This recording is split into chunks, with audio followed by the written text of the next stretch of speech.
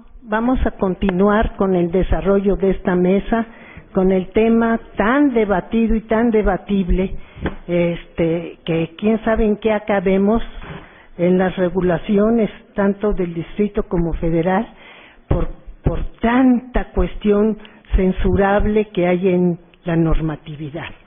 En esta ocasión, en este momento segundo, en esta etapa segunda de la mesa, van a participar el doctor Moisés Moreno Hernández, que es de todos conocido aquí en el instituto, siempre que son las jornadas, es el de los primeros que invitamos por sus conocimientos, por ser una persona tan destacada, no solamente en la materia penal, en política criminal, etcétera, con doctorados, con múltiples reconocimientos. Igualmente tenemos en la mesa al doctor Roberto Ochoa Romero, que es un brillante investigador de este instituto, también del INACIPE, también sumamente conocido, con obra escrita, además no necesita presentación. Como quedamos desde que estábamos organizando las mesas y en el inicio de esta reunión que tuvimos aquí en el instituto, quedamos en que se iba a actuar por orden alfabético. Entonces toca en primer lugar la palabra al doctor Moisés Moreno.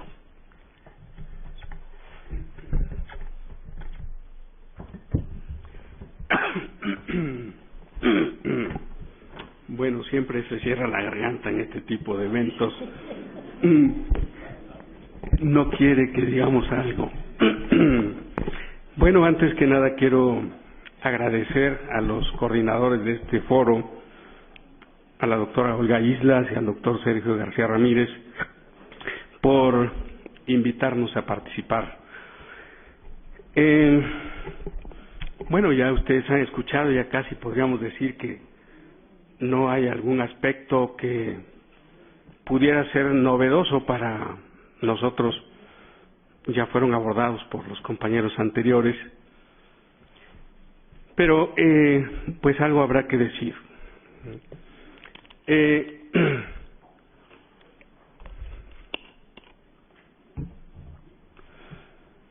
La doctora Olga Islas decía que pues estamos viviendo una situación muy censurable de la normatividad en nuestro país. Y esto no solamente es aplicable con relación a la regulación que se plantea en materia de la responsabilidad penal de las personas jurídicas, sino podríamos decir que con relación a la mayoría de las cosas que han estado sucediendo en los últimos tiempos. Este tema de la responsabilidad de las personas jurídicas pues ya nos ha ocupado en otros foros, tanto aquí como en el Instituto Nacional de Ciencias Penales, y hemos expresado nuestro punto de vista tanto desde la perspectiva político-criminal como desde la perspectiva dogmática, que sin duda son dos aspectos importantes desde los cuales se deben abordar este tipo de problemas que contiene el Código Penal. Ya se han señalado aquí algunos aspectos político-criminales de la regulación, se han destacado las razones que motiva el que se regule la responsabilidad penal de las personas jurídicas y también algunos aspectos dogmáticos. Como ustedes saben, pues el derecho penal que hasta ahora todavía tenemos, pues es un derecho penal que viene diseñándose desde hace alrededor de 250 años, a partir precisamente de que se van planteando una serie de principios fundamentales que lo deben orientar.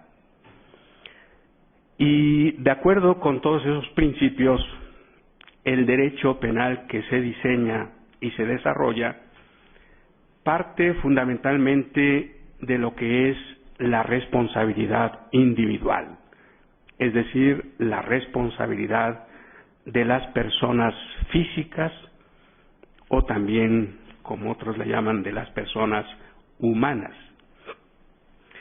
Y en virtud de ello es que se han ido construyendo también cuáles deben ser los presupuestos necesarios para la imposición de una pena o de una medida de seguridad. Y por supuesto que el presupuesto fundamental lo es la comisión de un delito. Y a partir de ahí, la dogmática penal pues se ha ido desarrollando para efectos de establecer, bueno, y qué es el delito y cuáles son sus elementos y qué contenido tiene cada uno de ellos, para así poder llegar a la afirmación de si en un caso concreto hay delito o no. Y todo esto se ha hecho observando, decíamos, una serie de principios fundamentales que son característicos de lo que conocemos como el derecho penal liberal y ahora también el derecho penal de corte democrático. Se trata de principios que tienen, por una parte, la función de establecerle límites a la potestad punitiva del Estado y, por otra, de garantizar derechos humanos. De ahí, por eso, que se haya establecido que el único destinatario de las normas penales es la persona física, que esta es la única que responde penalmente por la realización de una determinada conducta que reviste una serie de características. Y eso es precisamente lo que establecen los códigos penales en la mayoría de los países del mundo hasta ahora. Sin embargo, pues como todo esto obedece a ciertas tendencias político-criminales, pues de pronto, con las transformaciones que la propia sociedad va teniendo, el desarrollo de las tecnologías y demás, van surgiendo nuevas necesidades y por lo tanto se van planteando nuevas exigencias y de ahí también se va planteando la necesidad de hacer mayor uso del derecho penal. Pero de pronto pues se llegan a extremos que resultan inaceptables. Y por eso las luchas político-criminales entre tendencias expansionistas del derecho penal y tendencias reduccionistas o incluso abolicionistas del derecho penal, entre tendencias funcionalistas o eficientistas y tendencias garantistas del derecho penal. Todas esas se debaten en el ámbito de la teoría de la política criminal y, por supuesto, también en el ámbito de las legislaciones de los países en el mundo. Y con el desarrollo que todas las cosas tienen, llega el momento en que se dice los principios característicos del derecho penal liberal y democrático no se encuentran ya en condiciones de responder a estas nuevas exigencias. Por lo tanto, se trata de principios que entran en crisis y que por lo tanto deben ir siendo abandonados. Esto no es solo de ahora, esto se ha dado en distintos momentos de la historia y por lo tanto esa lucha político-criminal que ahora estamos viviendo y que seguramente llegará a imponerse algún criterio de estos, pues no podemos decir que por lo tanto ellos ya se quedarán para siempre en nuestras legislaciones, Pues porque todo cambia. Serán algunos o muchos años, pero sin duda estos criterios se irán transformando con el tiempo. Es lo mismo que podemos decir cuando se planteó, por ejemplo, la reforma constitucional de 2008 o el Código Nacional de Procedimientos Penales, de que, bueno, en México el sistema procesal acusatorio llegó para quedarse y ahí permanecerá por todos los tiempos.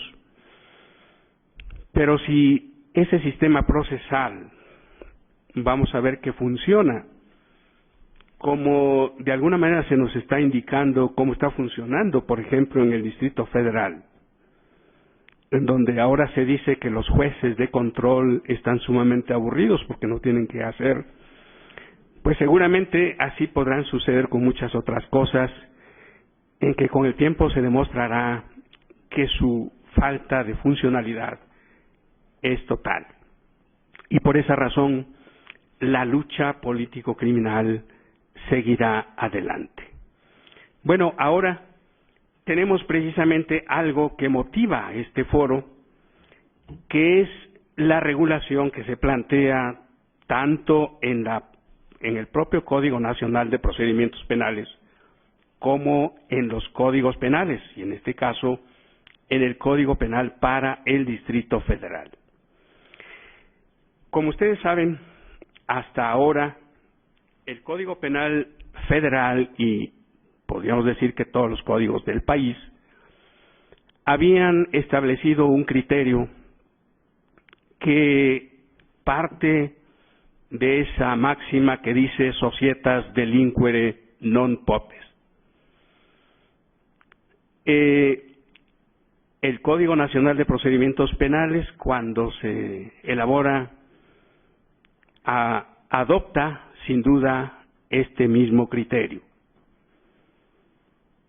Al surgir el Código Nacional de Procedimientos Penales, se plantea la necesidad de que toda la legislación de los estados y del Distrito Federal tiene que armonizarse ahora con el Código Nacional.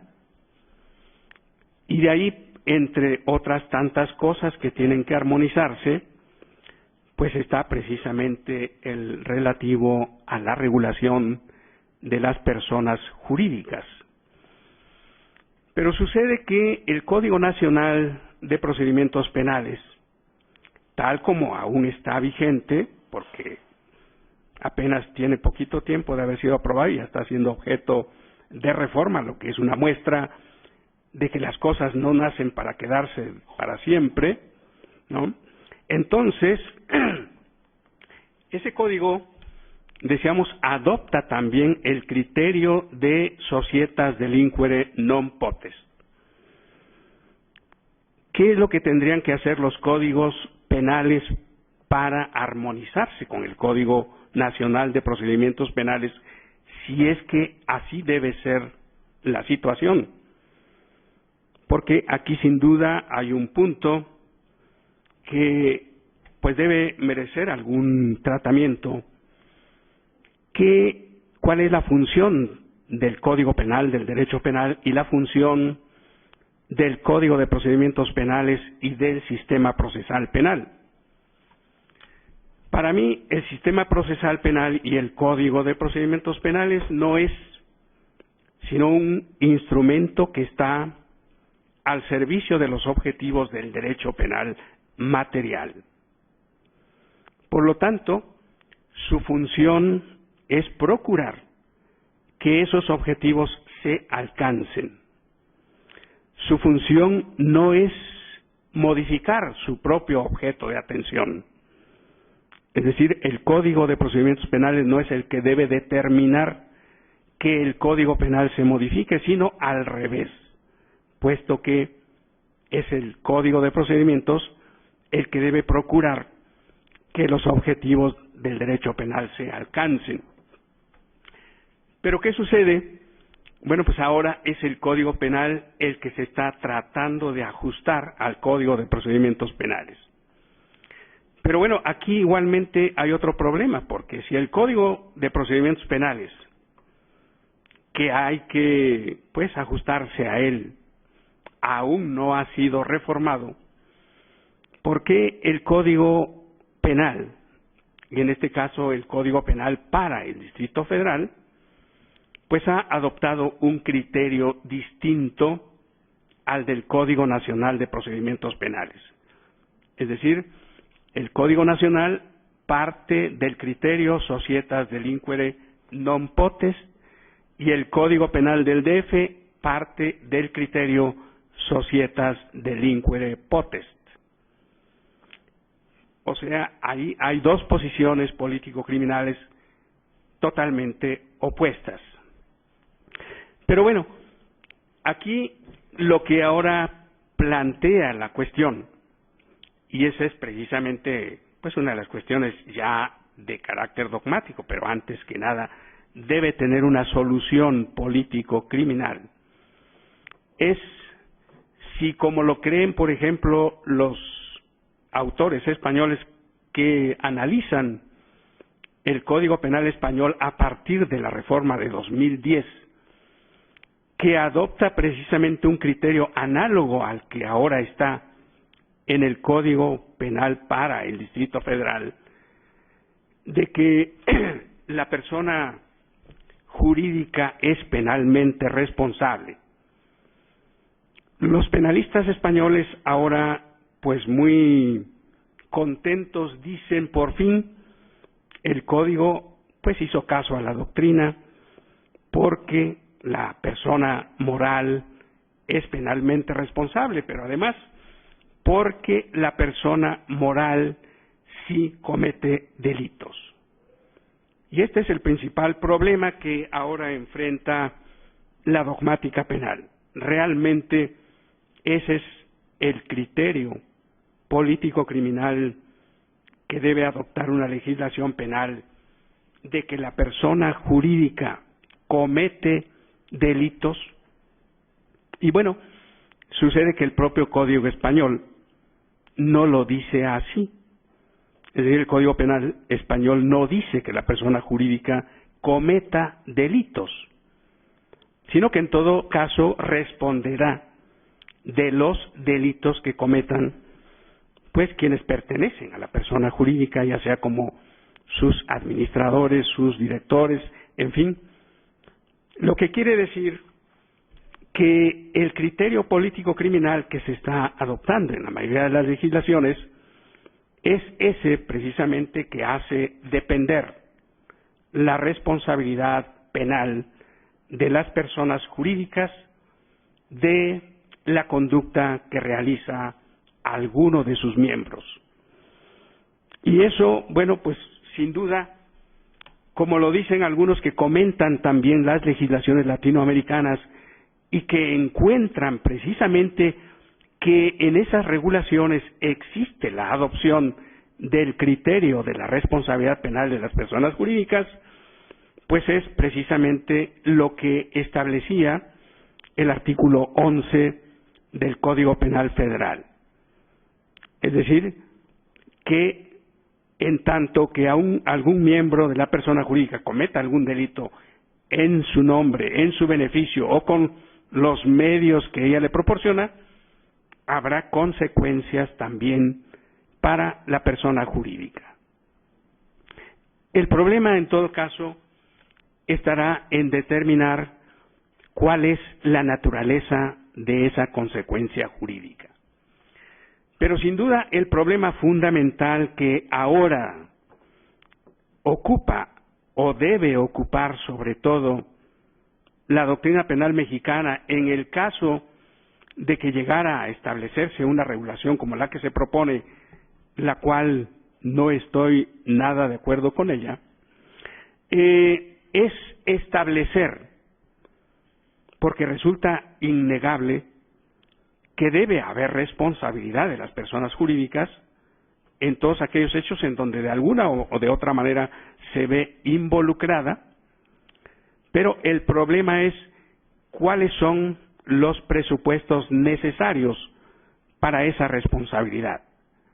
así como se ha desarrollado durante siglos todo lo que constituyen los presupuestos para la responsabilidad individual, igualmente, bueno, pues ahora habrá que desarrollar cuáles son esos presupuestos que son necesarios para la responsabilidad penal de las personas jurídicas. Pero cuando esto se plantea, entonces habrá que ver si esos principios fundamentales, decíamos, de corte liberal, esos principios de corte democrático que han sido diseñados para la responsabilidad individual, deben seguir siendo los mismos para la responsabilidad de la persona jurídica o si deben ser otros. Definitivamente, los presupuestos para la responsabilidad de la persona física no pueden ser los mismos que para la responsabilidad de las personas jurídicas. Y de ahí que no tenemos que estar discutiendo de si la persona jurídica realiza una conducta humana, de si la persona jurídica actúa con dolo o con culpa, de si la persona jurídica es culpable. Todo eso tiene que desarrollarse atendiendo precisamente la naturaleza misma de la persona jurídica. Pero para eso se requieren, antes que nada, las bases jurídicas para ello.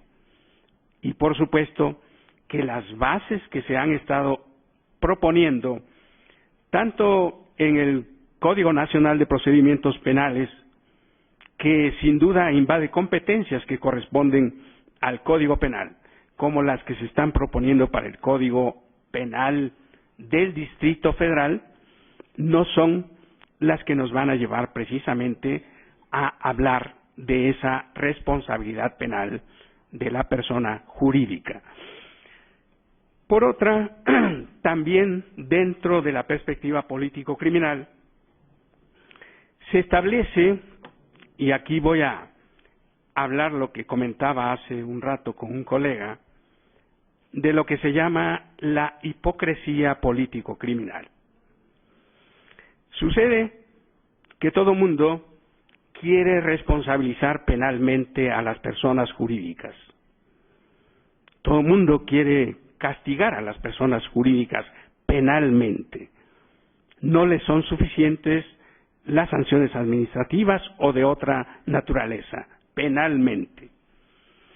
Y esto o bien obedece precisamente a la idea de simplemente expander el derecho penal por hacerlo, o bien obedece a la creencia de que haciendo uso del derecho penal vamos a lograr el objetivo que se quiere, de proteger adecuadamente la economía, de controlar adecuadamente a las empresas, de responder a los instrumentos internacionales que establecen la necesidad de sancionar a las personas jurídicas, pero sin duda que hacer uso del derecho penal para estos objetivos, pues es, y eso lo digo siendo penalista, pues engañarnos, porque sabemos de antemano que el derecho penal no tiene la capacidad de cumplir con esos objetivos. Ni siquiera lo ha logrado en una mínima medida con relación a la responsabilidad de las personas físicas. Entonces, de ahí por eso la hipocresía. Pero por otra, pasando a ámbitos que corresponden a Rodolfo, que es el ámbito procesal penal, en donde se establece que igualmente aquellos mecanismos alternativos, aquellas soluciones alternas, procedimientos abreviados y demás que están diseñados en principio para la persona física, serán igualmente aplicables para la persona jurídica. Y entonces, si esto es así, bueno, pues ya decía, tenemos como ejemplo lo que está sucediendo en el Distrito Federal, ¿no?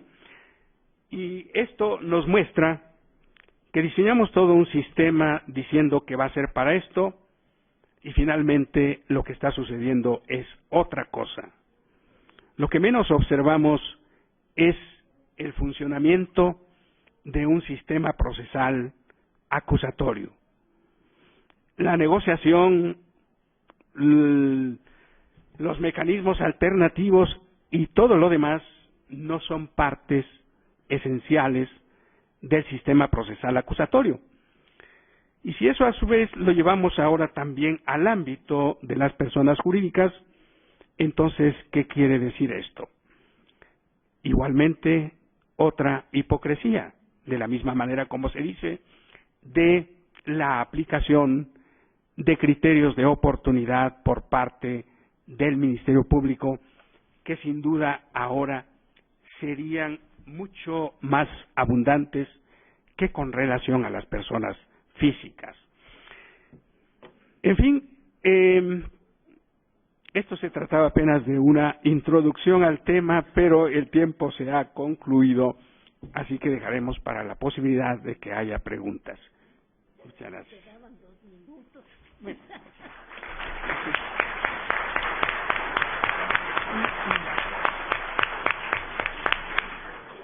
Bueno, pues le damos las gracias al doctor Moisés Moreno por el preámbulo. Esperamos que en alguna ocasión nos exponga lo que resta, ¿verdad?, la consecuencia de ese preámbulo. Le damos la palabra sin más al doctor Ochoa.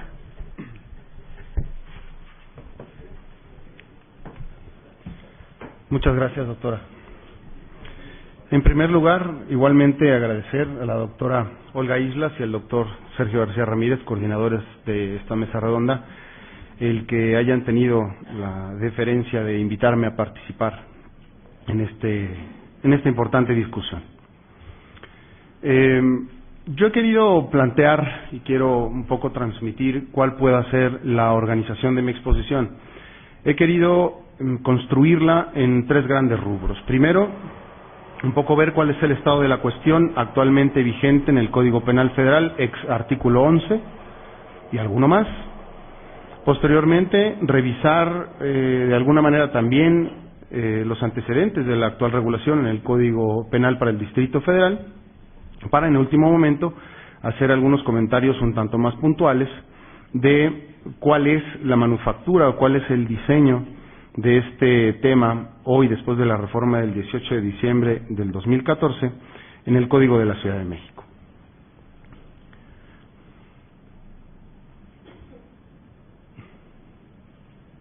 Vamos a ver si me logro entender con el aparato.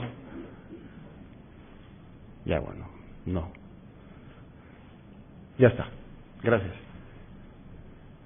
Bueno, primeramente reconocer un punto que ya había sido de alguna manera comentado por Rodolfo Félix. A esta problemática, como si no fuera suficiente, habría que sumarle otra que ha venido siendo una denuncia constante de la Academia Mexicana de Ciencias Penales, cuál es la necesidad de unificar no solamente la parte procesal penal, sino especialmente la parte penal sustantiva.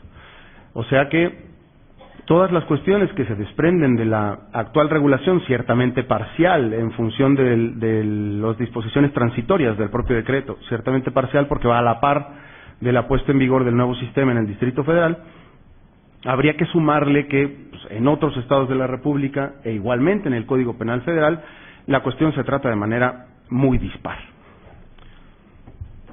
Vamos a iniciar entonces en este contexto. Primero por revisar, también de manera muy rápida, también eso es un poco la suerte de ser el último, ¿no? Ya se pueden decir menos cosas, o si no, dar algunas por sentadas, ¿no? Así que bueno, como la doctora Alicia Solini ya tocó algunas de estas, pues yo simplemente lo voy a recapitular. Y es la cuestión de cuáles han sido los distintos modelos de atribución de responsabilidad penal a los entes corporativos, a las empresas, a las personas jurídicas. Bueno, pues ya se había tocado aquí. En principio, los dos primeros esquemas, el administrativo por una parte, que es el que sigue de alguna manera, se sigue en Alemania y en Italia parcialmente, porque también tienen un aparato importante de responsabilidad criminal del ente corporativo, y dentro ya del sector de la responsabilidad penal, pues dos modelos muy bien identificados, el que pudiera denominarse de responsabilidad directa o autónoma, derivable pues del llamado organizational fault, y por otro lado el modelo de responsabilidad por atribución, ¿no? Transferencia por identificación o vicarial estricto, como pueden ver aquí en la lámina. ¿Cuál pudiera ser alguna diferencia sustancial entre estos dos modelos? Bien, pues en los dos casos parece que se desprende la responsabilidad de las personas jurídicas del hecho realizado, del llamado hecho de conexión, realizado por la persona física. En el primer caso, en el del modelo de atribución o responsabilidad por atribución, sucede que quien realiza el delito, pues es el administrador de hecho o de derecho, sobre eso volveré más adelante, o el representante legal. Pero no se entiende ese hecho como la realización de una acción corporativa, como sí que se entiende en términos de lo que podría denominarse igualmente culpabilidad de empresa en el modelo de responsabilidad directa o por hecho propio, como pueden ver en la parte final de la segunda viñeta, ¿no? Por defecto de organización, que es una cuestión que igualmente ya se había venido tratando aquí. ¿Cuál ha sido entonces el modelo que sigue el Código Penal para el Distrito Federal después de esta importante reforma de diciembre del año pasado? Pues vamos a ver. Aún en el caso de España, me parece que la doctrina se encuentra dividida en este sentido. Lo mismo hay en el Código Penal Español de 95, que es el que precisamente viene a ajustar la Ley 5/2010 de 22 de junio en materia de responsabilidad penal de las personas jurídicas. Hay algunas disposiciones de las que se pudiera desprender una responsabilidad penal corporativa directa. No obstante, insisto, la doctrina no es homogénea en ese sentido. Hay quienes entienden que se sigue tramitando la cuestión de la responsabilidad penal de la persona jurídica sobre las bases vicariales y otras que insisten en la responsabilidad penal directa. Pero a ello habría que sumar quienes entienden que es un esquema de responsabilidad mixta. O sea, que hay disposiciones que llaman a la responsabilidad vicarial o por identificación y habría otras de las cuales sí se pudiera extraer una responsabilidad directa por hecho propio. Bien, ¿cuál es rápidamente el estado de la cuestión en el Código Penal Federal? Bien, el principio de responsabilidad personal, ¿no? Aquello de que la responsabilidad penal no pasa de la persona y bienes del delincuente, es lo que reza el artículo 10 del Código Penal Federal. A modo de excepción, o cuando menos así pareciera ser, ahora diré por qué, el artículo 11 del mismo ordenamiento punitivo federal establece alguna suerte de responsabilidad para la persona jurídica. Yo no me atrevería a decir responsabilidad penal porque sería asumir o correr el riesgo de asumir la posibilidad de que exista culpabilidad de la corporación.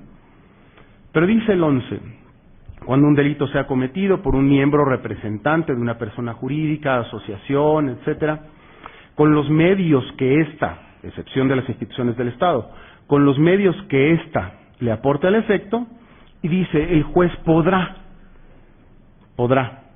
razonando en la sentencia y siempre que lo entienda necesario para la seguridad pública, suspender o disolver a la persona jurídica.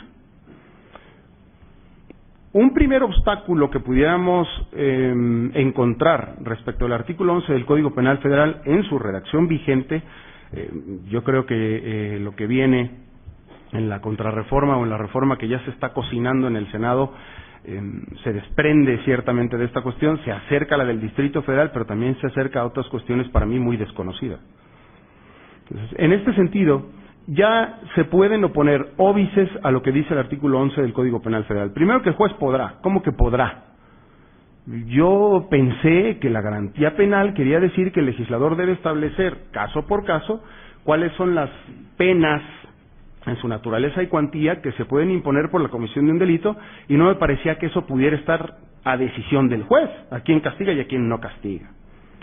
Pero a eso habría que agregar que en la parte final de ese artículo 11 del Código Penal Federal dice si lo entiende necesario para la seguridad pública. O sea que es una cuestión prospectiva, lo cual acerca la suspensión o la disolución más al ámbito de las medidas de seguridad que al ámbito de las penas. Esa es una primera cuestión que habría que apuntar. ¿Cuál es la naturaleza jurídica de esa suspensión o disolución? Si damos por bueno que se trata de medidas de seguridad, igualmente habría que preguntarnos si estas son constitucionalmente viables por la vía del artículo 14, párrafo tercero constitucional, en donde se habla de penas y solo desde una interpretación muy apretada, me parece a mí, pudiera hablarse de medidas de seguridad. Tan es así que en el derecho comparado, caso de España, del que hemos estado hablando constantemente, el artículo 25.2 de la Constitución española dice penas y medidas de seguridad para abarcar ambas, ¿no?, por el contenido del principio de legalidad. Ahora, es una excepción al artículo 22 constitucional en lo que tiene que ver con la prohibición de penas trascendentales. Esto es, que si responde penalmente la persona física, hay algunas consecuencias que se le apliquen además a la persona jurídica sobre la base de medidas de seguridad. ¿Cuál sería en estos casos el hecho de conexión? Bueno, pues en el Código Penal Federal, posiblemente para reducir las inconsistencias que produce en el artículo 11 frente al principio de legalidad, se dice que la responsabilidad de las personas jurídicas solo podría existir en los casos expresamente señalados por la ley, a diferencia de lo que, como veremos a continuación, señalaba antes el Código Penal para el Distrito Federal.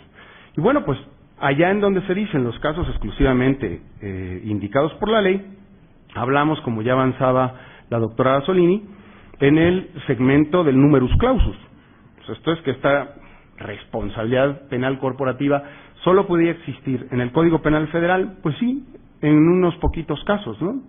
En el cohecho a servidores públicos a nivel internacional y en los delitos contra el consumo y riqueza nacionales, ¿no? Ya la denominación nos invita a pensar en riqueza, ¿no? Con lo cual, pues bueno, eso habría que discutirlo. Entonces, en esos dos supuestos, a ello habría que sumarle el 45 de la Ley General de Trata de Personas. Se establece una réplica más o menos homogénea del artículo 11 del Código Penal Federal. Y digo más o menos homogénea porque en el caso del artículo 222 bis se habla de multa, cuando en el 11 del Código Penal Federal, que sería, pues digamos, el presupuesto base para la atribución de responsabilidad penal al ente corporativo, solo se habla de suspensión o disolución. Bueno, ¿cuáles son entonces los antecedentes de la actual regulación en el Código Penal para el Distrito Federal? Bueno, pues también ya se hizo un recuento de estos puntos, ¿no? El artículo 27, que me parece que también fue uno de los que toca la reforma del 18 de diciembre, establecía las dos cuestiones: la responsabilidad personal, a modo de lo que hace el artículo 10 del Código Penal Federal, y después la responsabilidad colectiva, corporativa o de empresa, en términos ciertamente cercanos a lo que dispone el artículo 11 del Código Penal Federal, pero con ciertas diferencias, como aquí podrán apreciar. Por ejemplo, en un primer punto, el artículo 11 del Código Penal Federal pareciera llevarse mejor con el artículo 14 constitucional si diéramos por bueno que la suspensión o disolución son penas. O sea que también el ente corporativo comete delitos y por ello recibe penas, si diéramos por bueno. ¿Por qué? Porque el Código Penal Federal sí dice todavía, los casos exclusivamente señalados en la ley, mientras que el Código del Distrito Federal guardaba silencio al respecto. Por lo demás, el Código del Distrito Federal, antes de esta reforma, establecía como obligación del juez pronunciarse respecto de las consecuencias accesorias que pudieran aplicársele a la persona jurídica. Decía, se las vas a aplicar, y además con audiencia del representante, de suerte tal que de alguna manera el Código del Distrito Federal, aún antes de la reforma, parecía llevarse mejor también con las exigencias mínimas del debido proceso. Ahora, en cuanto a la naturaleza jurídica de las consecuencias accesorias, el Código del Distrito Federal ya establecía esta, vamos a decir, clasificación tripartita. Lo mismo se habla de penas, están separadas, no como lo hace el Código Penal Federal. Se habla después de medidas de seguridad, estoy citando los artículos 30, 31 y después 32, y después unas consecuencias accesorias. Esto es, consecuencias jurídicas por la comisión de delitos que estarían, así quiero entenderlo, a caballo entre una pena y una medida de seguridad. O sea que ni lo uno ni lo otro, profesor. No lo sé. ¿Qué consecuencias son? No lo sé. Recibe penas, la incógnita sigue. ¿La empresa comete delitos, sí o no? ¿Tiene capacidad de acción, sí o no? ¿Es capaz de culpabilidad, sí o no? ¿Se le imponen penas, medidas? No. Consecuencias accesorias. Este era un poco, también lo citaba la doctora Solini, el modelo que seguía el Código Penal Español antes de la reforma que se produjo con la Ley 5 de 2010 y que está todavía, subsiste anclado en los artículos 128 y 129 de ese Código Penal.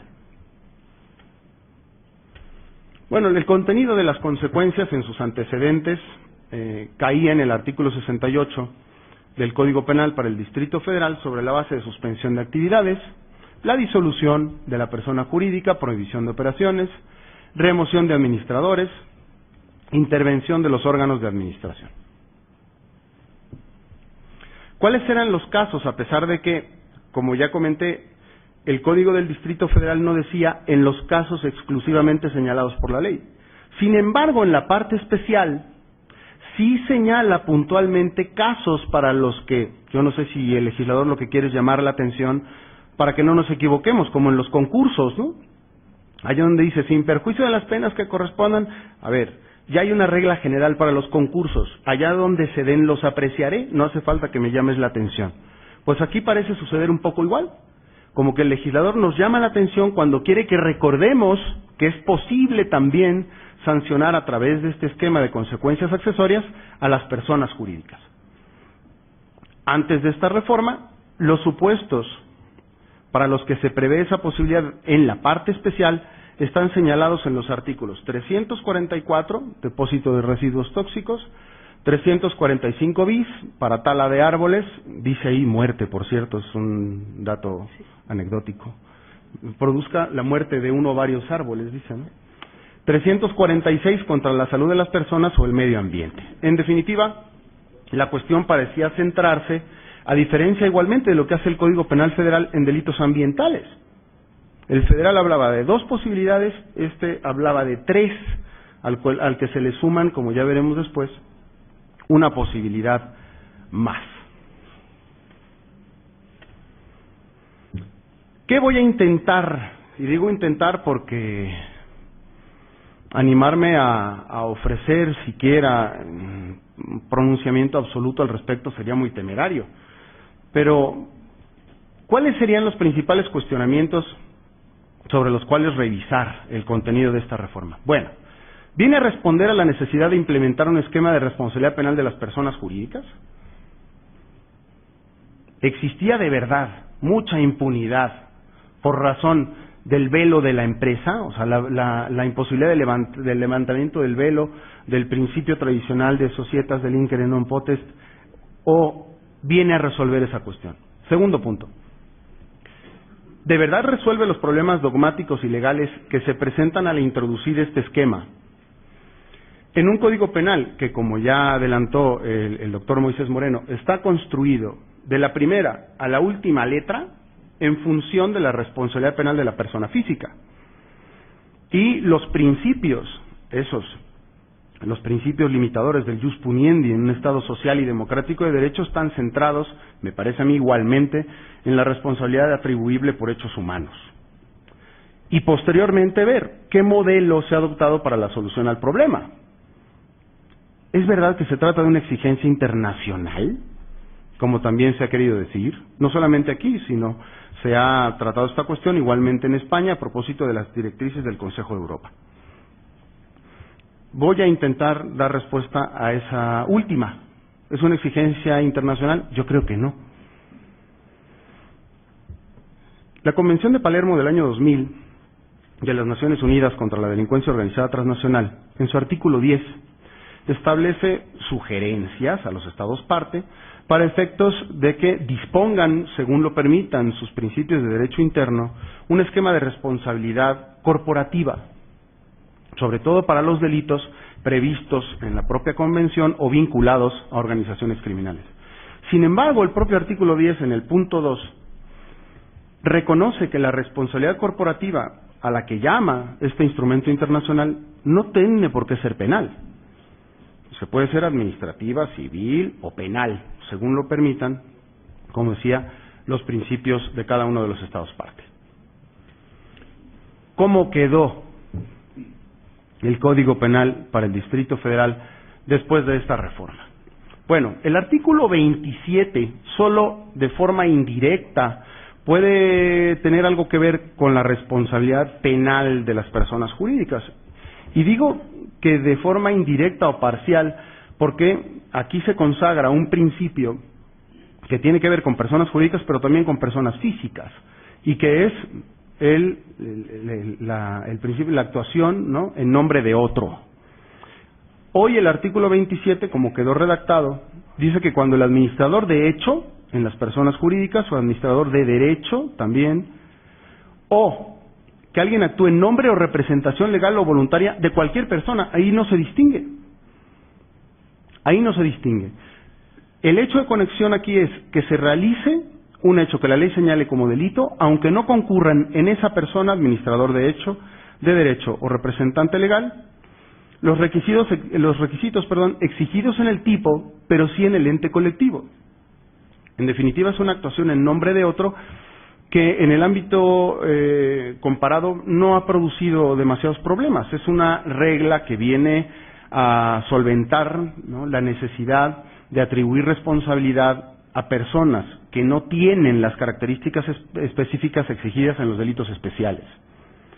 Con esta cláusula, entonces, se permite la transmisión de estas características para que quien aparecía como autor material, pues responda igualmente como aquel al que está llamado en el tipo penal.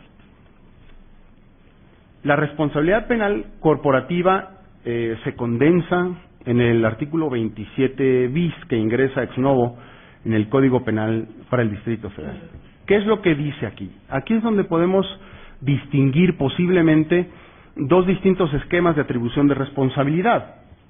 En el inciso A, como delitos cometidos en su nombre, cuenta o beneficio por sus representantes o administradores.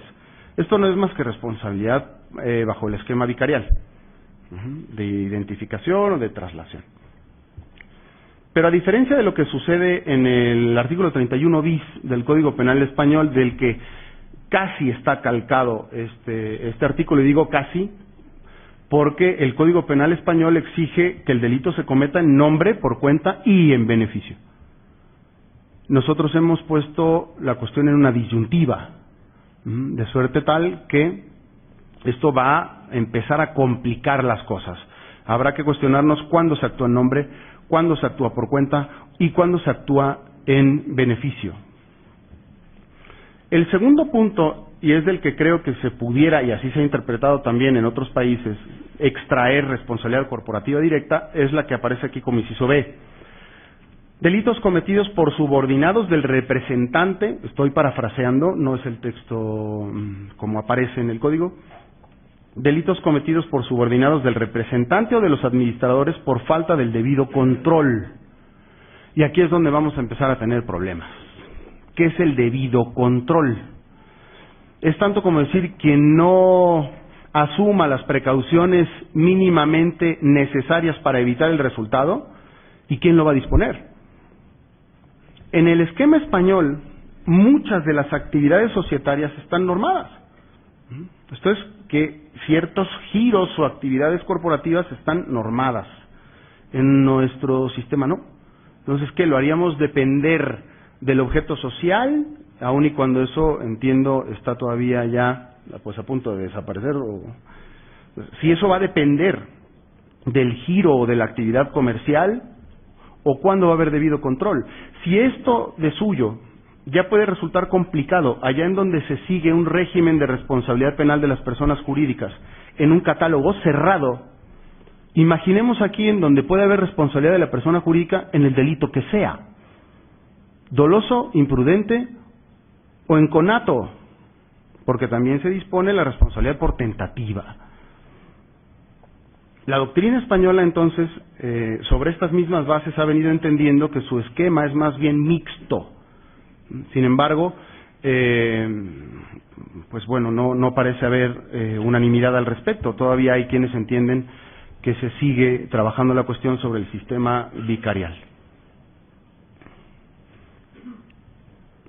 Se mantiene en este caso lo que en España serían las disposiciones de los artículos 128 y 129, la instrumentación de la persona jurídica, de la que ya se hablaba también hace un momento, el delito cometido en el seno, con la colaboración o a través de la persona jurídica.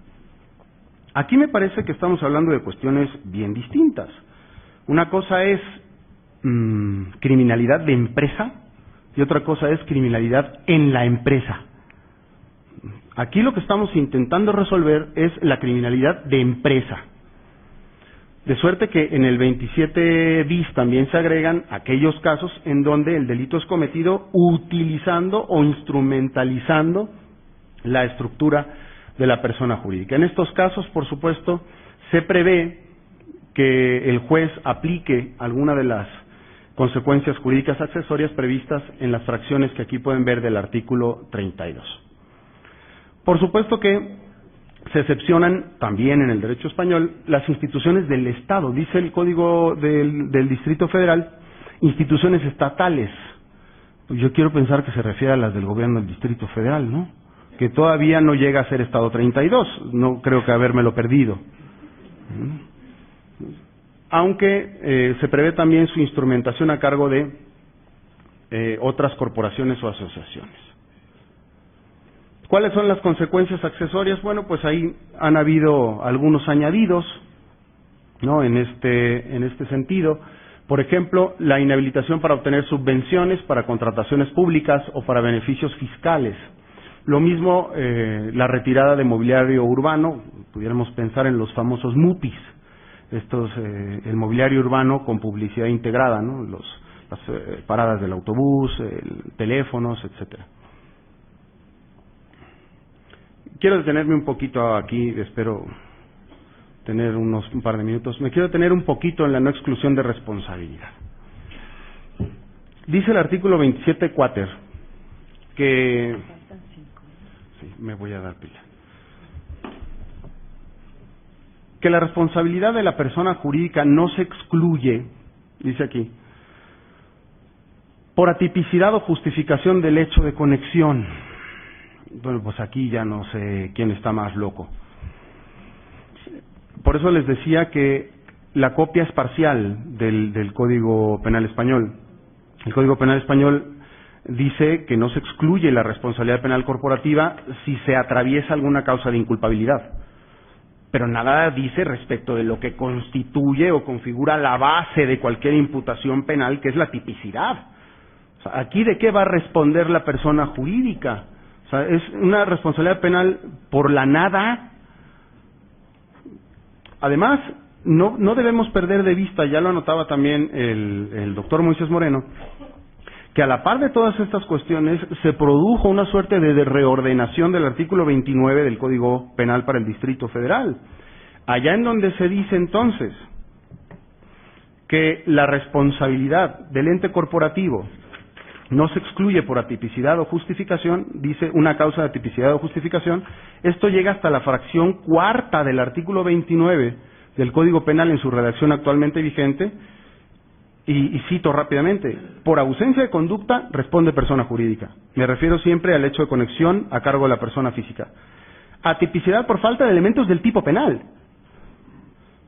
por error sobre el tipo, y además, porque así lo dice ahora la fracción cuarta del 29, atipicidad por consentimiento de quien pueda disponer del bien jurídico.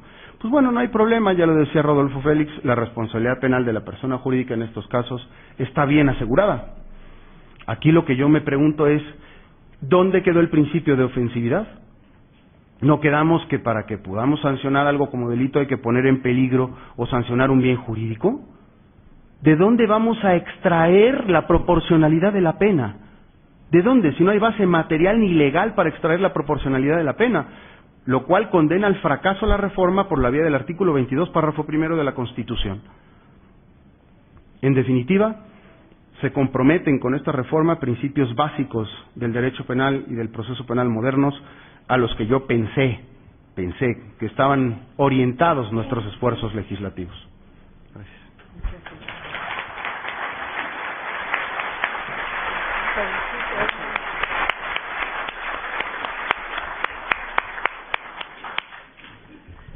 Los felicitaríamos ampliamente antes de terminar, pero esto lo haremos al final, el doctor García Ramírez y yo.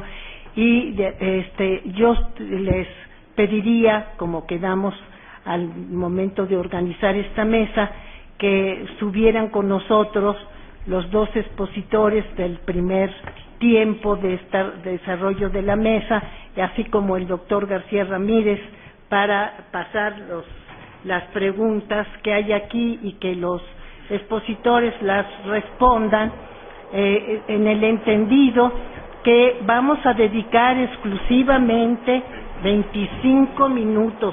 Las preguntas son muy numerosas, pero vamos a ver, algunas vienen dirigidas directamente a algunas personas, otras son generales para cualquiera de los ponentes de la mesa. Entonces las vamos a distribuir de una manera equitativa, mientras las que vienen dirigidas directamente al doctor Rodolfo Félix se las vamos a dar porque están personalmente establecidas aquí los nombres, se las pasamos a usted. Una viene para el doctor Moisés Moreno, Rodolfo Félix.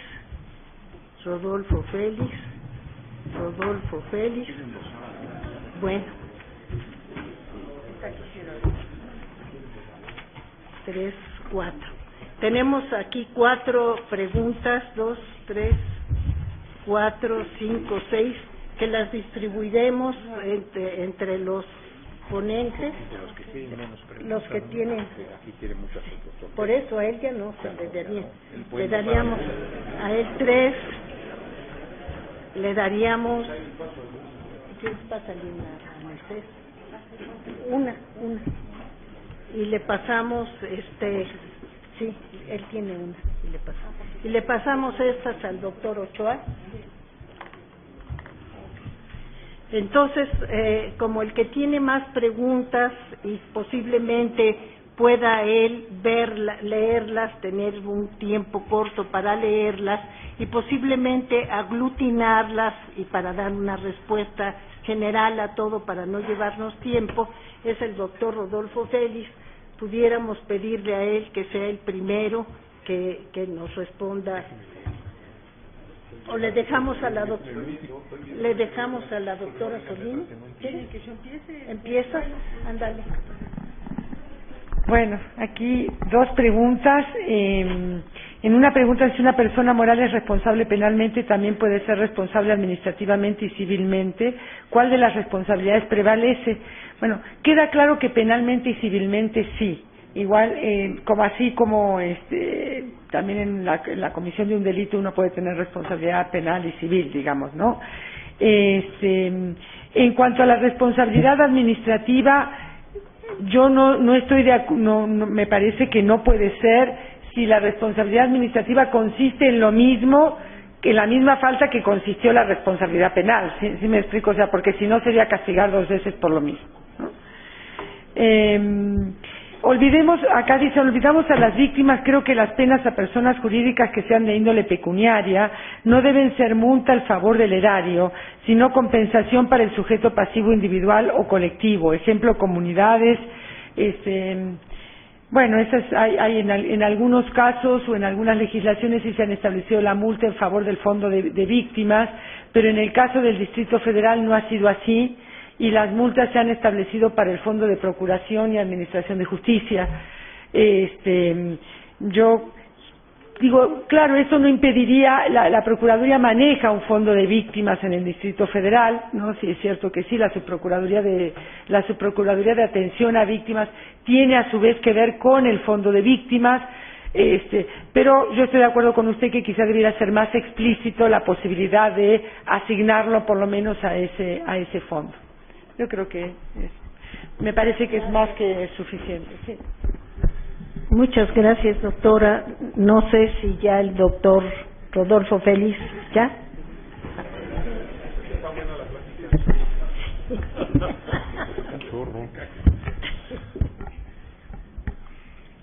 A ver, la primera la hace Iván Hernández y dice, esta figura de vanguardia, responsabilidad penal de personas morales, ¿en qué radica la diferencia sustancial con sanciones administrativas y si se justifica caminar hacia esa nueva regulación? O sea, son varias preguntas. Primero, la referencia a la figura de vanguardia. Pues esto no es realmente una cuestión de vanguardia. Me parece a mí que más bien es un tema complejo que hay que discutir si efectivamente lo correcto no es traerlo a la legislación penal. Ese es el tema procesal, ¿no? No es que sea de vanguardia. Porque lo que me parece a mí que es de vanguardia es realmente algo que se contempla como verdaderamente novedoso, con efectos pues que no traen en consecuencia un debate como el que da ¿no? Entonces esto no es vanguardia, ¿no? Es algo que estamos trayendo, es en mi opinión, y que hay que ver si efectivamente soporta o no soporta que quede en la legislación mexicana. ¿En qué radica la diferencia sustancial con las sanciones administrativas? Bueno, la diferencia sustancial con las sanciones administrativas, si la pregunta es con relación a las penas, apenas en sentido penal, ¿no? Penas en sentido penal con sanciones administrativas, pues esencialmente se ha entendido que gozan de los mismos contenidos, así lo ha resuelto el Tribunal Europeo de Derechos Humanos, y me parece que en este contexto incluso, salvo la mera trascendencia penal, no habría otra diferencia. Tan es así que hablando incluso de ambas sanciones se ha planteado un debate nevis in idem, ¿no? A estos niveles. Entonces yo creo que de fondo estamos hablando de algo que realmente tiene las mismas o los mismos componentes. Se justifica caminar hacia esa nueva regulación. La justificación ya está dicha aquí, la justificación está dada porque se ha presupuesto, bien o mal, que tenemos que cumplir con ciertos requisitos que a nivel internacional se dice que se nos están imponiendo. La verdad es que esto, como lo dijo bien Roberto, no es un deber del Estado, pero sí es un ánimo y un deseo del Estado hacerlo, ¿no? Eso es cierto, eso lo encontramos. ¿Se justifica o no? Pues desde un punto de vista político-criminal yo tengo mis dudas. Pero para mí el tema ya no es un tema de justificación, es un tema de entrarle al problema y a ver qué vamos a hacer con este problema. Porque si algo me queda claro es que no lo vamos a quitar, ¿no? Entonces, desde ese punto de vista, bueno, ahí está, ¿no? Dice, la tendencia sería levantar el velo corporativo para sancionar a los socios, a que impedirá que vayan a constituir otra sociedad y sigan cometiendo ilícitos. Bueno, esto ya Roberto anotaba alguna cuestión. Bueno, si se trata de un problema de levantamiento de velo, si el problema es que el velo no nos ha permitido perseguir a las personas verdaderamente responsables, habrá que preguntarse si el camino es sancionar al ente jurídico y no por ese velo que nos ha impedido perseguir a las personas físicas, ¿no? Si el levantamiento del velo lo que está impidiendo, o lo que no nos permite es ir en contra de los verdaderos autores, o sea, de las personas que están detrás de esto, para poderlos perseguir. ¿Es un problema de levantamiento de velo o no? Yo pienso que aquí el tema se está viendo más allá. ¿Por qué? Porque el hecho que se comete quien toma las decisiones en el seno de la persona jurídica no es algo que solamente les produzca beneficio a quienes toman estas decisiones, sino al ente jurídico en sí mismo, es decir, a la empresa, a la industria en sí mismo. Entonces, yo no creo que el tema sea un tanto de levantamiento de velo o no para solucionar el problema como se quiere plantear. Es decir, que simplemente se pueda perseguir a las personas que están detrás haciendo una efectiva, o sea, teniendo una efectiva persecución y sabiendo efectivamente quiénes son estas personas, ¿no? El tema es la empresa, no las personas. Aquí el tema es el ente jurídico. Conforme a la legislación sustantiva y procesal vigente en el DF, esta es la pregunta buena, ¿puede imputarse a la empresa Gas Nieto los delitos de homicidio, lesiones y daño y propiedad ajena respecto a la explosión ocurrida en el hospital de Coajimalpa? Aquí debe estar el abogado defensor o algún fiscal, ¿no? Pues sí, ¿no? Roberto Ochoa y yo dejaremos nuestro teléfono, ¿no? No, pues miren, a ver, bueno, mejor si lo digo, a ver. Lo que en mi opinión está sucediendo aquí. Moisés decía una cosa muy clara. Tal parece que en la Ciudad de México, a partir de que entró en vigor el modelo en ciertos delitos, pues no hay delitos y no pasa nada, como que todo está callado, ¿no?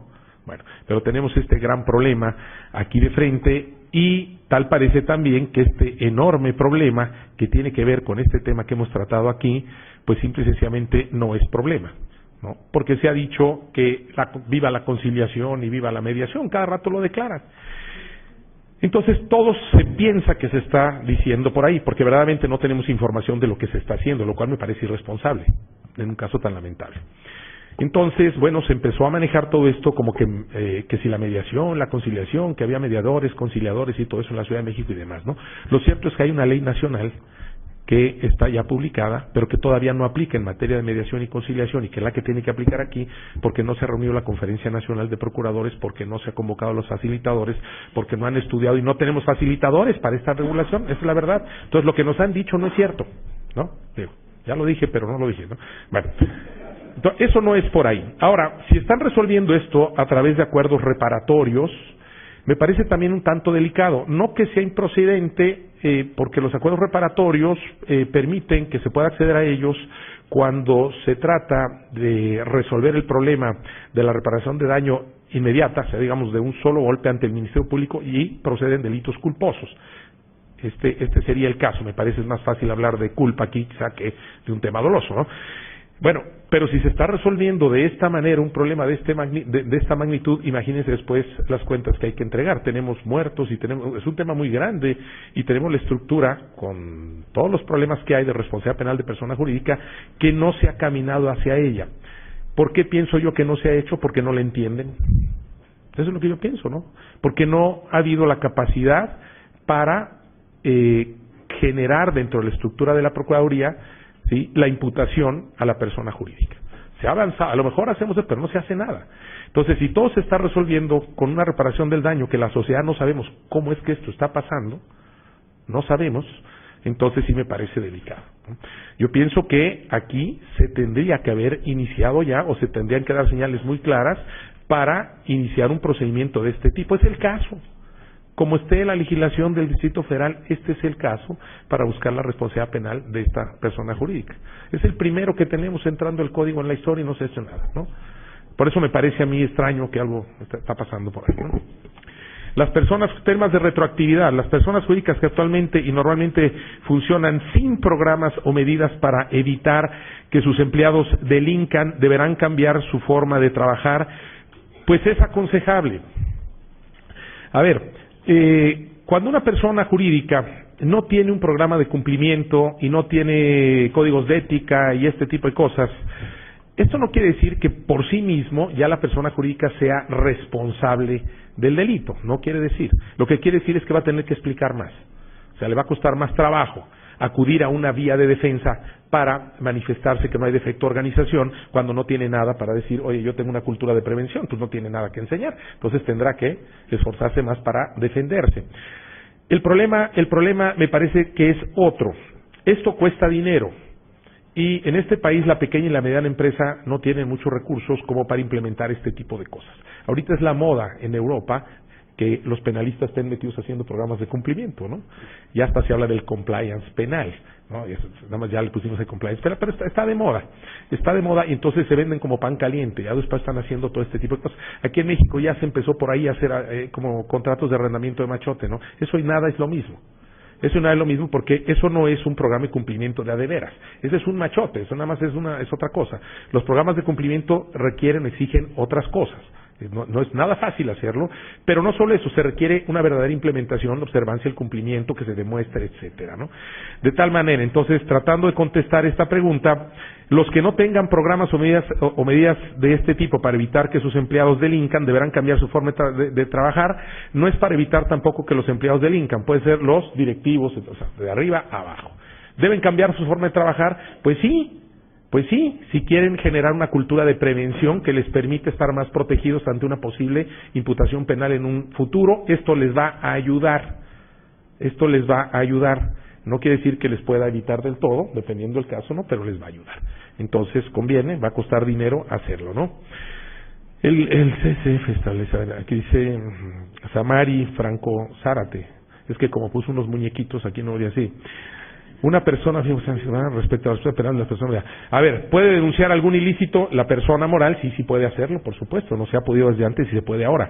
El tema me parece aquí interesante si la persona jurídica va a poder ser en el hecho en que está involucrada la parte que acusa y a su vez la parte que está acusada.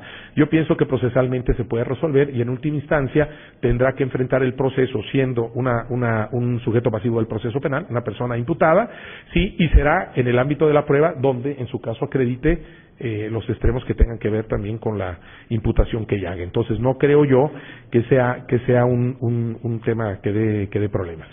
¿Qué relación tiene el defecto en la organización con la calidad de garante? Esta es una pregunta que parece muy interesante porque, a ver, el tema de la calidad de la posición de garante, pues tendremos que verla en el caso con la idea de la falta de control que se ejerce por quien tiene el deber de actuar, sí, para evitar que se cometan los resultados que están aconteciendo y que, si fuera el caso, podrían llegar a exigir la responsabilidad penal a la persona jurídica. Entonces, por supuesto que va a haber casos en donde hablar de la posición de garante va a ser central en los casos de defensa de personas jurídicas y de hecho el punto central o en quien casi específicamente está conducida la idea de la posición de garante para estos temas es en los encargados de los programas de cumplimiento y todos, a los que tienen la política de prevención en primer lugar. Son los que casi en estos casos son los primeros en llamar a una responsabilidad penal. Claro, va a haber una posición de garante y que va a empezar ahí por dirigirse a personas ciertamente identificadas que están dirigidas en su posición para evitar que este tipo de comportamientos se realicen. Entonces, claro, es un tema central. Esto no nada más va a ir por ahí, pero es un tema central. Habrá que ver quién tiene esa posición de garante en el caso concreto y dependiendo de esto ver si es que se puede imputar a esa persona o no. Sí va a haber, dependiendo del supuesto. Claro que tiene relación y es importante, ¿no? Ahora, la última pregunta la dejo de final porque la hace mi colega Rubén Quintino, en donde dice, favor de explicar cómo se comporta el principio de unidad en el título de imputación cuando una persona moral ayuda a otra persona moral en la comisión de un hecho típico. A mí me parece que esta pregunta está vinculada con el trabajo que se presenta de la minuta de modificación al Código Nacional de Procedimientos Penales y el Código Penal Federal. Yo en principio lo que tendría que decir es una cosa. Para mí este problema no se presenta, porque en la forma en que está elaborada este proyecto de reforma, la minuta aceptada, para mí me queda claro que la persona jurídica es autora y que no va a haber problemas de este tipo. Eso es en primero lo que yo aprecio. ¿Sí? Ella responde por un hecho delictivo y los otros responden por otro hecho delictivo. Luego, si hablamos de hechos delictivos distintos, no va a haber coautoría. Va a haber autor de un hecho y autor de otro, ¿no? En esta reforma se habla en algún momento en esta propuesta de autoría y de participación. Quizás hacia allá vaya dirigida, pero se habla de autoría y participación cuando se habla también de personas con personalidad jurídica propia y personas que no la tienen, personas que no tienen personalidad jurídica propia. Entonces, quizás si nos vamos al ámbito de estas que no tienen personalidad jurídica propia y que por tanto vamos a entender que a lo mejor son personas físicas cobijadas en un mero papel, quizá alguna estructura así, podamos desde un punto de vista ahí empezar a hablar desde ese punto de vista de este planteamiento.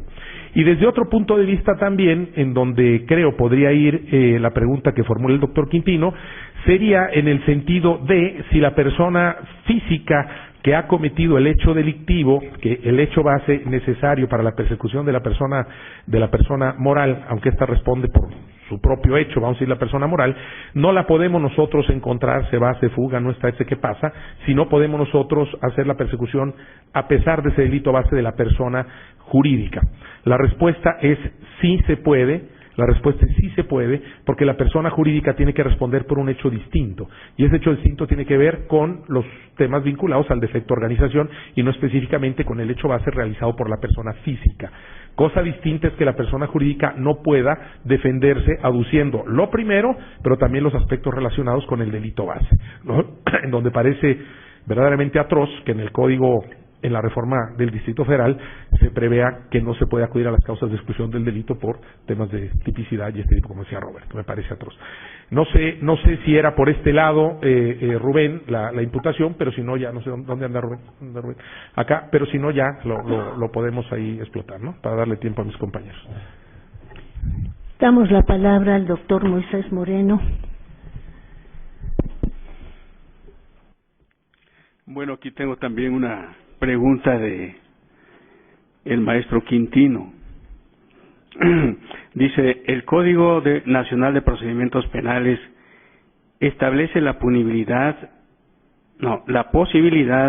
de que una persona moral acceda a un procedimiento abreviado, aceptando consecuentemente tanto su responsabilidad como la forma de su intervención.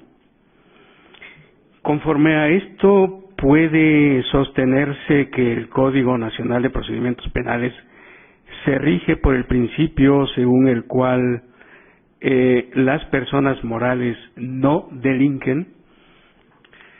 Bueno, se refiere al texto vigente, no al texto de la reforma, ¿verdad?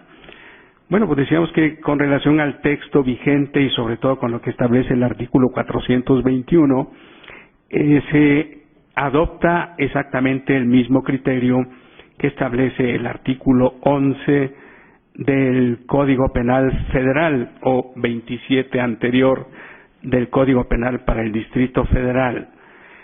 Sin embargo, en el artículo 424, en donde habla precisamente que las personas jurídicas también pueden acudir a hacer uso de estos mecanismos alternos o procedimientos abreviados, ahí habla expresamente de responsabilidad penal de las personas jurídicas. Ahora, el hecho de que se hable de responsabilidad penal no necesariamente tenemos que admitir que, por lo tanto, cometen delitos, porque precisamente es ahí donde decíamos habrá que precisar cuáles son los presupuestos necesarios para que haya una responsabilidad de la persona jurídica, y esos presupuestos tendrán que ver, por una, pues con relación a la conducta que realice el miembro de la persona jurídica, ¿no? Y por otra también, bueno, qué es lo que vincula a la persona jurídica con esa persona física.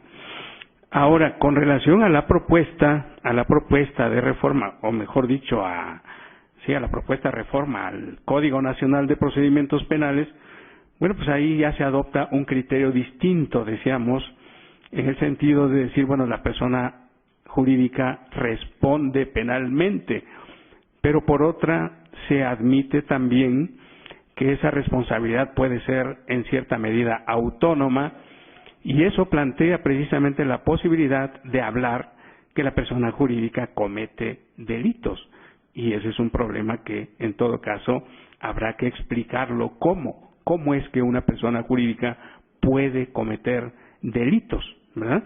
Y bueno, ese es lo que se puede desprender de ahí. Mi punto de vista es en el sentido de que las personas jurídicas no cometen ni pueden cometer delitos, y que por lo tanto su responsabilidad siempre estará vinculada con la conducta que realice una persona física, y en torno a esta pues es igualmente donde habrá que precisar cuáles son los requisitos mínimos para que se fundamente la responsabilidad de la persona jurídica. Hay otra, dice, ¿es procedente el juicio de amparo contra normas generales por su primer acto de aplicación en contra del Código Nacional? Pues no lo entiendo mucho, una norma general cuya primera aplicación es en contra del Código Nacional. Precisamente dice cuando se da el primer acto de aplicación por el tratamiento indebido por cuestiones sustantivas inherentes a la personalidad de las personas jurídicas. Alguien que es Aníbal Lazzarini está ahí para ver si lo puede precisar qué quiere preguntar, porque en este caso, bueno, precisamente en un trabajo donde hacíamos referencia a las disposiciones de carácter material contenidas en el Código Nacional de Procedimientos Penales, señalábamos que ahí había habido pues una cierta invasión de competencias por parte de el legislador que dio origen al Código Nacional, porque se metió a regular cuestiones sustantivas de las que no tiene o no le dio esa facultad la reforma al artículo 73, fracción 21 de la Constitución, y que por lo tanto ese contenido podría ser objeto de impugnaciones. Incluso se hablaba de la posibilidad de una controversia constitucional, de una acción de inconstitucionalidad o incluso del juicio de amparo, pero que sería ya el único recurso que quedaría pues todavía abierto, puesto que los otros ya pasaron su tiempo, pues tenía que ver en la medida de su aplicación y en tanto que pues a quien se le aplicara pues considerara que se han vulnerado sus derechos fundamentales. Y aquí hay otra que estaba o está dirigida, me llegó aquí a Roberto Ochoa, no sé si se la paso. Ya, gracias. Si contesta usted las preguntas, por favor, doctor. Claro que sí, doctora, con mucho gusto. ¿Está de acuerdo que estas reformas provocan que las empresas se sientan vulnerables en su seguridad jurídica en razón de que la mayoría de las posiciones quedan en interpretación del juez? Bueno, vamos a ver. ¿Inseguridad jurídica? Sí, desde luego. Inseguridad jurídica en tanto en cuanto, como ya se comentó, las excepciones a la exclusión de responsabilidad de la empresa no tienen ningún sustento de legalidad. O sea, yo ya, como decía hace un momento, sobre lo que tiene que ver con ese artículo 27 quater, si la empresa va a responder de un hecho penalmente inocuo, pues qué mayor inseguridad jurídica que eso. Ahora, inocuo material y formalmente hablando. Ahora bien, en el caso de la implementación de los compliance programs, o estos, vamos a decirle rápido, manuales de buenas prácticas, ¿son capaces de extinguir responsabilidad penal ex ante? Pues en el derecho comparado hay quien dice que no.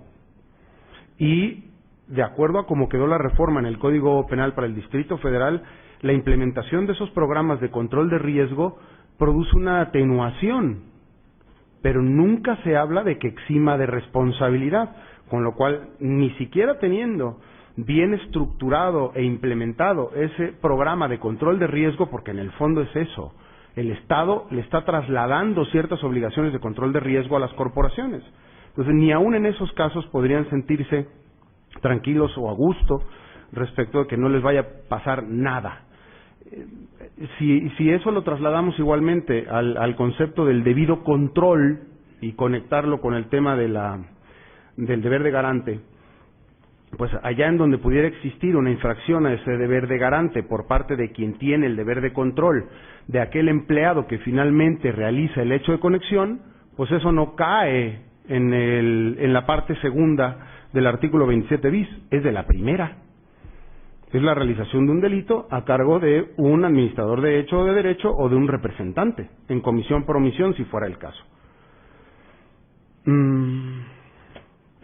Dice aquí después, empresa que denuncia un delito en el que uno de sus representantes es responsable, también es culpable.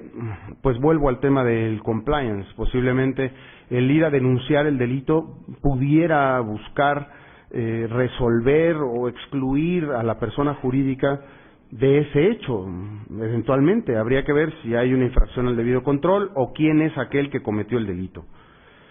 Si no se les fuerza a patrocinar a sus representantes, bueno, creo que lo comentaba ya Rodolfo, si se les obliga a ser ellos quienes instrumenten la defensa, yo creo que no.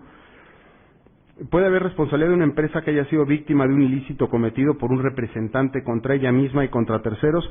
Bueno, pues aquí volvería a la distinción entre criminalidad de empresa y criminalidad en la empresa. O sea, si es un delito cometido por un administrador de hecho o de derecho o representante legal contra la empresa, pues es un delito cometido por persona física en toda puridad. Y si además se ha cometido contra terceros, tendríamos que revisar si se trata de un delito que tenga consecuencias respecto de dos o más personas, ¿no? si entre ellas está la persona jurídica y algunos otros, ¿no? O si, en definitiva, no existe ningún concurso. Por acá decía, ¿cuáles son los presupuestos de la responsabilidad penal para las personas jurídicas? De acuerdo a cómo quedó la reforma, ya lo señalábamos, la realización del hecho de conexión a cargo de alguna de estas personas, administrador de hecho, de derecho o representante legal, o bien por algún otro miembro de la corporación, pues una persona que se encuentre dentro de la estructura corporativa que haya cometido el delito por razón de esa falta del debido control. ¿Qué relación tiene la responsabilidad penal de las personas morales con los daños punitivos o sanción económica para persona moral que imponen los jueces de distrito en proceso judicial, ambiental, vigente desde 2013? Bueno, creo que también lo comentaba Alicia hace un momento.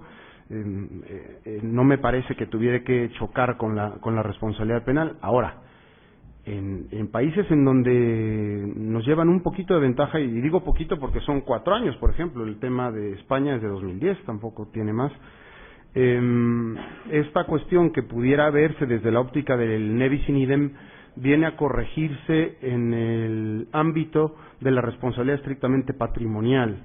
Esto es que si en lo penal hubiere responsabilidad también por reparación del daño, pudiera compensarse con el procedimiento administrativo previo, pero eso en nuestro sistema no me parece que esté del todo bien dibujado, sobre todo si partimos de la base de lo que establece el 23 constitucional en esa materia de bis in idem procesal.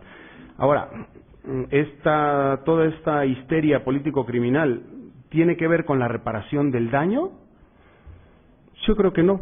La reforma no tocó el artículo 46 del Código Penal del Distrito Federal, que en sus fracciones 2 y 3 ya podía, ya facilitaba, ya planteaba las bases para exigirle reparación del daño a la empresa o a la corporación. Gracias. Muchas gracias. Al contrario, gracias.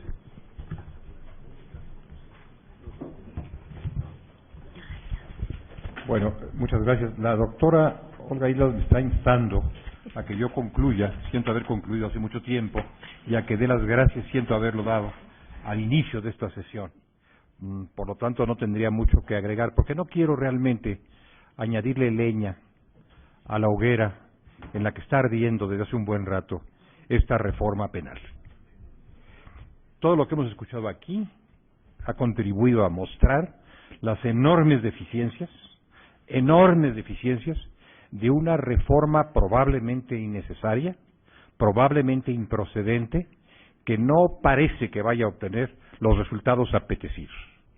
Creo yo que hemos sido víctimas de esto que usted llamó, don Roberto, una histeria penal desde hace ya un buen tiempo, y hemos tratado de forzar ese marco jurídico penal para que quepa en él todo lo que nuestra imaginación nos dicta, probablemente con buenas intenciones, probablemente con buena voluntad, pero con resultados verdaderamente magros.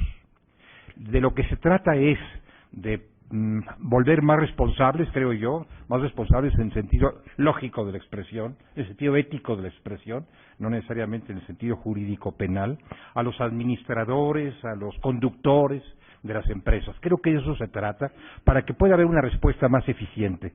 Y eso no necesariamente se va a lograr con fórmulas penales. Yo creo que ya basta de estar expandiendo el derecho penal de una manera inmoderada, de una manera irreflexiva, tratando de contestar a todos los problemas de la sociedad con soluciones penales. Yo convengo con don Moisés, quizás soy un penalista tradicional, pero él, que es un penalista moderno, lo dice, por lo tanto yo adhiero.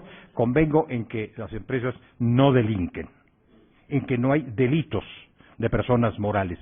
Puede haber otras conductas corporativas que merezcan atención y quizás una consecuencia jurídica, no diría yo una pena, una consecuencia jurídica severa, precautoria o punitiva, pero no necesariamente penas a la manera en que muchos partidarios de este nuevo sistema lo desearían.